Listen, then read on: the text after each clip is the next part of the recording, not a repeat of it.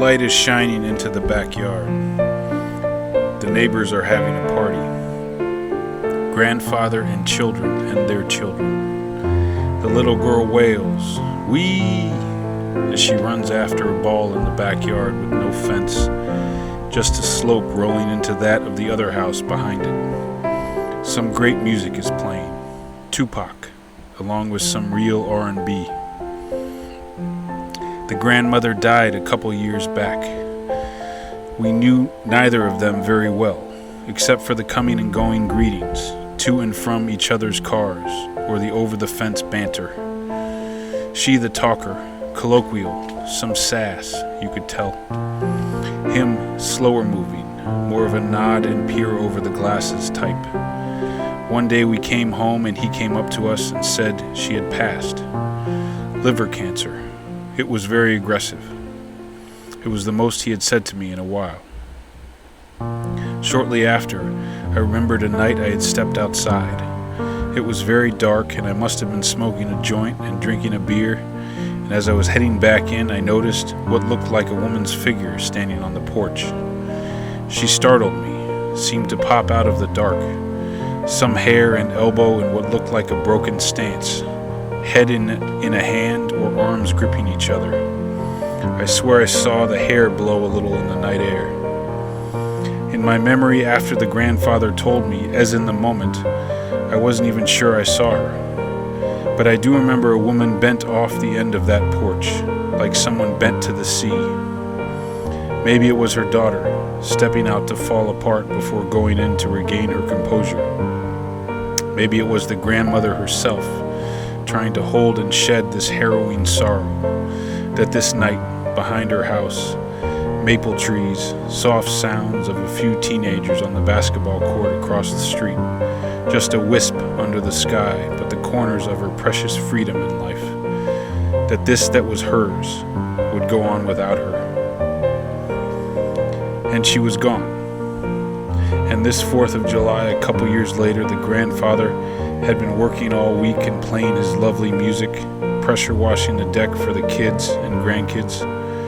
They all flow to the front yard, as do we, when a slew of unofficial fireworks light up the night sky over the basketball court and all over the county.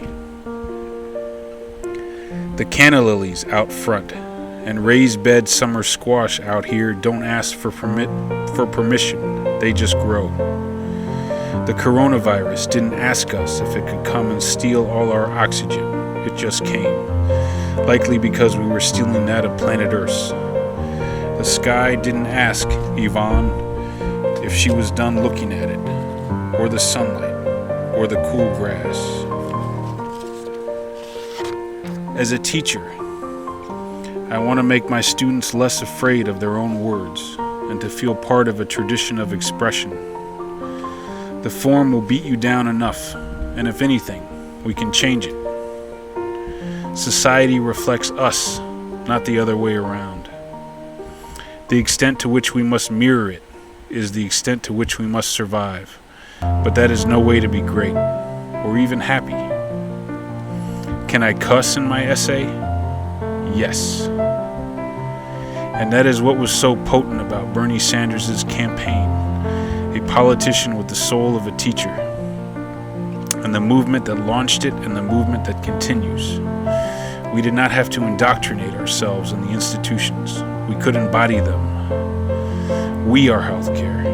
We are education. We are criminal justice reform. We are climate change. We are poetry. We are literature. And this is what we deserve about it.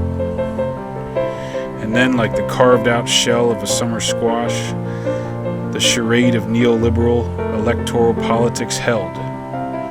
Ironically, almost as punishment for refusing to decommodify our human rights and the planet. This happened just as we are thrown into the well of COVID-19, where the groundswell of progressive ideas is like a dusty ray of moonlight now, rolling right over the junipers and into my backyard. For a moment, I think I see a woman on my neighbor's porch again. I'm becoming so tired of being afraid of losing my parents, afraid of my son losing me, afraid of losing myself. The fireworks tonight, and of American exceptionalism, are over, and it's time to go in. But now more than ever, let us remember and hold a place of power, where we are not relegated to the lesser of two evils, where we do not litigate lies, but speak the truth about a fallen empire, failed state that got us here, and work for an economy that explodes from the guts of our lyrical humanity, not the recesses of continued compromise and commodified interests. Let us love and let us play, and when it's all over, like a river, let it simply cease to be.